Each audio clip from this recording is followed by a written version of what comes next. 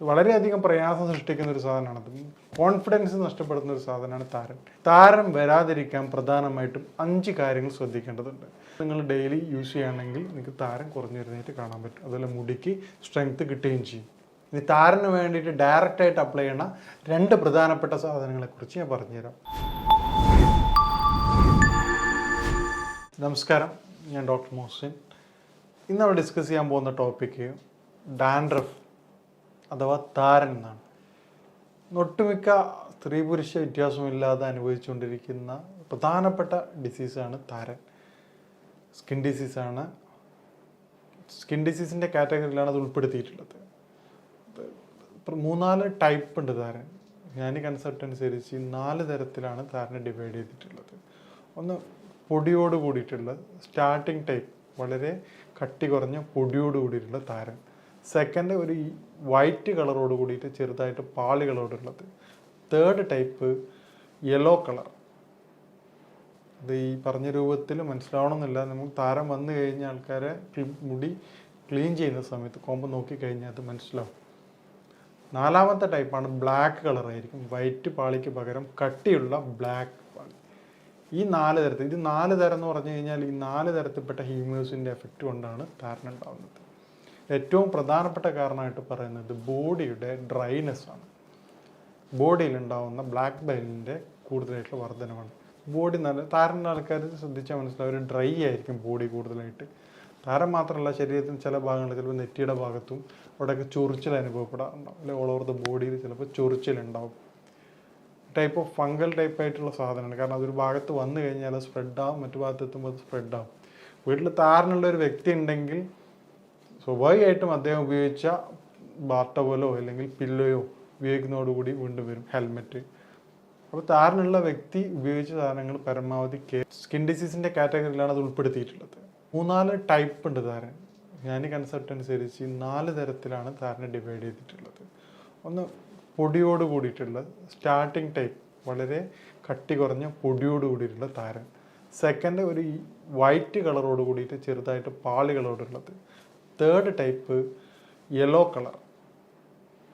ഇത് ഈ പറഞ്ഞ രൂപത്തിൽ മനസ്സിലാവണമെന്നില്ല. നമുക്ക് താരം വന്നു കഴിഞ്ഞ ആൾക്കാരെ മുടി ക്ലീൻ ചെയ്യുന്ന സമയത്ത് കോമ്പ് നോക്കിക്കഴിഞ്ഞാൽ അത് മനസ്സിലാവും.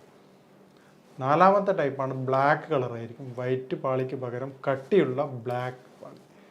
ഈ 4 തരത്തിൽ, ഇത് 4 തരം എന്ന് പറഞ്ഞു കഴിഞ്ഞാൽ ഈ 4 തരത്തിൽപ്പെട്ട ഹ്യൂമേഴ്സിൻ്റെ എഫക്റ്റ് കൊണ്ടാണ് താരൻ ഉണ്ടാകുന്നത്. ഏറ്റവും പ്രധാനപ്പെട്ട കാരണമായിട്ട് പറയുന്നത് ബോഡിയുടെ ഡ്രൈനെസ് ആണ്. ബോഡിയിലുണ്ടാകുന്ന ബ്ലാക്ക് ബെയിലിൻ്റെ കൂടുതലായിട്ടുള്ള വർധനമാണ്.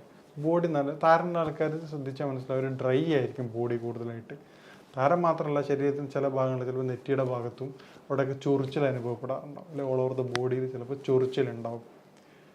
ടൈപ്പ് ഓഫ് ഫംഗൽ ടൈപ്പായിട്ടുള്ള സാധനമാണ്. കാരണം അതൊരു ഭാഗത്ത് വന്നു കഴിഞ്ഞാൽ അത് സ്പ്രെഡാവും, മറ്റു ഭാഗത്ത് എത്തുമ്പോൾ അത് സ്പ്രെഡാവും.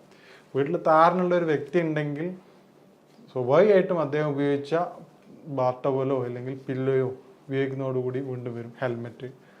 അപ്പോൾ താരനുള്ള വ്യക്തി ഉപയോഗിച്ച സാധനങ്ങൾ പരമാവധി കെയർ ചെയ്ത് ഉപയോഗിക്കുക എന്നുള്ളതാണ് ഇതിൻ്റെ ഏറ്റവും വലിയ പ്രിവെൻറ്റീവ് മെത്തേഡ്. വീട്ടിലെല്ലാവർക്കും ഒരു 3-4 മന്ത്സ് കൊണ്ട് തന്നെ താരൻ എന്താവും, കംപ്ലീറ്റ് വന്നു വരും. ഇനി എന്താണ് താരനുള്ള സൊല്യൂഷൻ നമുക്ക് പരിശോധിക്കാം. നേരത്തെ പറഞ്ഞതുപോലെ എന്താണ് അതിൻ്റെ കാരണം എന്ന് മനസ്സിലാക്കാതെ നമ്മൾ ട്രീറ്റ് ചെയ്ത് കഴിഞ്ഞാൽ താരൻ പൂർണ്ണമായിട്ട് മാറാറില്ല. ചില പേഷ്യൻസ് വന്ന് പറയാറുണ്ട്, ഡോക്ടറെ താരൻ ഒരാഴ്ച കൊണ്ട് മാറിയിട്ടുണ്ട്, പക്ഷെ അത് വീണ്ടും വരികയാണ്. അപ്പോൾ ഇത്തരത്തിൽ വീണ്ടും വരിക എന്ന് നമ്മൾ മനസ്സിലാക്കേണ്ടത്, താരൻ വരാതിരിക്കാൻ പ്രധാനമായിട്ടും 5 കാര്യങ്ങൾ ശ്രദ്ധിക്കേണ്ടതുണ്ട്. നേരത്തെ പറഞ്ഞതുപോലെ ഒരു വ്യക്തി ഉപയോഗിക്കുന്ന ബാത്ത് ടവലായാലും താരനുള്ളൊരു വ്യക്തിയാണെങ്കിൽ നിർബന്ധമായിട്ടും ഡെയിലി ചൂടുവെള്ളത്തിൽ അലക്കി വെയിലത്ത് വെച്ച് ഉണക്കേണ്ടതാണ്. ബാത്ത് ടവൽ മാത്രമല്ല, തോർത്തുമുണ്ടിൻ്റെ കാര്യം മാത്രമല്ല, ഇതുപോലെ തന്നെയാണ് തലയായിട്ട് കോണ്ടാക്റ്റ് വരുന്നത്. ഏറ്റവും കൂടുതലായിട്ട് വരുന്നത് പില്ലോ കവറാണ് തൊട്ടടുത്ത് വരുന്നത്. അത് ഡെയിലി ചൂടുവെള്ളത്തിൽ അലക്കി സൂര്യപ്രകാശം തട്ടിക്കേണ്ടതാണ്. ഇതേ മെത്തേഡിൽ തന്നെ സ്ത്രീകളിൽ, ഇപ്പോൾ മുസ്ലിം സ്ത്രീകളിലാണെങ്കിൽ അവർ ഉപയോഗിക്കുന്ന തട്ട, ഷാള്, ഈ സാധനം ഒരു ദിവസത്തിൽ കൂടുതൽ ഉപയോഗിക്കുകയോ അല്ലെങ്കിൽ താരൻ എന്തെങ്കിലും അപ്ലൈ ചെയ്തതിന് ശേഷം പിറ്റേ ദിവസം സെയിം സാധനങ്ങളാണ് ഉപയോഗിക്കുന്നതെങ്കിൽ അത് താരൻ വീണ്ടും വരാനുള്ള ചാൻസ് ഉണ്ട്. അതുപോലെ ഈ ക്ലിപ്പ്, മറ്റു പല തലയിൽ ഉപയോഗിക്കുന്ന ഐറ്റംസ്, ഈ സാധനങ്ങൾ ഡെയിലി ചേഞ്ച് ചെയ്യുകയോ ക്ലീൻ ചെയ്യുകയോ ചെയ്യേണ്ടതാണ്. ഹെൽമെറ്റ്, പുരുഷന്മാരിൽ ഇപ്പോൾ സ്ത്രീകളിലും ഹെൽമെറ്റ് ഉപയോഗിക്കുന്ന വ്യക്തികളാണെങ്കിൽ, താരനുള്ള ഒരു വ്യക്തിയാണെങ്കിൽ, നമ്മൾ ഓയിലോ അല്ലെങ്കിൽ താരന് വേണ്ടിയുള്ള മെഡിസിൻ ഉപയോഗിക്കുന്ന സമയത്ത് ഡെയിലി അതിൻ്റെ ഉള്ളിൽ ഒരു കർച്ചീഫ് വെച്ചിട്ട് ഹെൽമെറ്റ് ചേഞ്ച് ചെയ്യേണ്ടതാണ്. ഇല്ലെങ്കിൽ ഒരു ദിവസം നല്ല ചേഞ്ചസ് ഉണ്ടാവും, വീണ്ടും 2-3 ഡേയ്സ് കൊണ്ട് വീണ്ടും തിരിച്ചു വരും. താരൻ പൂർണ്ണമായിട്ട് മാറണമെങ്കിൽ ഈ പറഞ്ഞ കാര്യം നിർബന്ധമായിട്ട് ചെയ്തിരിക്കണം. ഇല്ലെങ്കിൽ ഇത് കണ്ടിന്യൂസ് ആയിട്ട് ഇപ്പം വർഷങ്ങളോളം ട്രീറ്റ് ചെയ്തുകൊണ്ടിരിക്കേണ്ടി വരും. അപ്പോൾ ഈ പറഞ്ഞ പോലെ ഹാർഡായിട്ടുള്ള പൊടിയായിട്ടുള്ള ധാരണയാണെങ്കിൽ നമുക്ക് സിമ്പിളായിട്ട് ഹോം റെമഡീസ് കൊണ്ട് തന്നെ മാറാവുന്നതാണ്. മറിച്ച് 2nd, 3rd, 4th ടൈപ്പ് ആണെങ്കിൽ നിർബന്ധമായിട്ടും ഒരു വൈദ്യസഹായം തേടേണ്ടതാണ്. കാരണം യുനാനി കൺസെപ്റ്റ് അനുസരിച്ചിട്ടുള്ള ബ്ലഡ് ക്ലിയർ ചെയ്യണ മെഡിസിൻ നിർബന്ധമായിട്ട് കഴിക്കേണ്ടതാണ്. ശരീരം തണുപ്പിക്കേണ്ട മെഡിസിനായിട്ടുള്ള നെല്ലിക്കയുടെ ടോണിക്ക് കഴിക്കേണ്ടതാണ്. നിങ്ങൾക്ക് വീട്ടിൽ നിന്ന് തന്നെ തേൻനെല്ലിക്ക ഉപയോഗിച്ച് കഴിക്കാവുന്നതാണ്. ഗുൽക്കന്ത് എന്ന് പറയുന്ന സാധനമുണ്ട്, പനനീർപ്പൂ തേനിൽ ചേർത്തുണ്ടാക്കുന്ന ഒരു മെഡിസിനാണത്. ഇപ്പം കേരളത്തിൽ വളരെ കുറവാണ്, പക്ഷേ നോർത്ത് ഇന്ത്യയിൽ ഫേമസ് ആയിട്ടുള്ള ഐറ്റംസാണ് ഗുൽക്കന്ത്. നമ്മൾ ആമസോണിലൊക്കെ ഓൺലൈൻ സെർച്ച് ചെയ്ത് കഴിഞ്ഞാൽ മനസ്സിലാവും. യുനാനിയുടെ ഏറ്റവും പ്രധാനപ്പെട്ട ഒരു മരുന്നാണ് ഗുൽക്കന്ത്. അതെങ്ങനെ പ്രിപ്പയർ ചെയ്യാമെന്നുള്ളത് ഞാൻ ജസ്റ്റ് പറഞ്ഞുതരാം.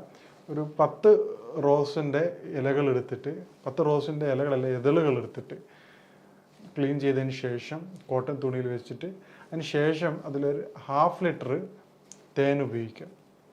ഒരു 21 ഡേയ്സ് 2 തരത്തിലുണ്ടാക്കാം. ഗുൽക്കന്ത് മെഹ്താബി ഉണ്ട്, അഫ്താബി ഉണ്ട്. അതായത് ചന്ദ്രൻ്റെ വെളിച്ചത്തിൽ വെച്ചിട്ടുള്ള ഗുൽക്കന്ത് ഉണ്ട്, അതുപോലെ തന്നെ സൂര്യൻ്റെതുണ്ട്. നിങ്ങൾ സൂര്യപ്രകാശം ഒരു 21 ദിവസം തുടർച്ചയായിട്ട് 4 മണിക്കൂർ കൊള്ളിക്കുകയും 21 ഡേയ്സിന് ശേഷം അതെടുത്തതിന് ശേഷം അത് ഉപയോഗിക്കുകയാണെങ്കിൽ നിങ്ങൾക്ക് ബോഡിയുടെ ടെമ്പറേച്ചർ കുറയുന്നതായിട്ട് കാണാൻ പറ്റും.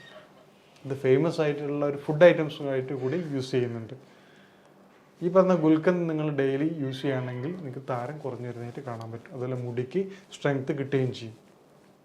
ഇനി താരന് വേണ്ടിയിട്ട് ഡയറക്റ്റായിട്ട് അപ്ലൈ ചെയ്യുന്ന 2 പ്രധാനപ്പെട്ട സാധനങ്ങളെക്കുറിച്ച് ഞാൻ പറഞ്ഞുതരാം. ആദ്യത്തേത് നമ്മുടെ ചെറുപയർ പൊടിയാണ്.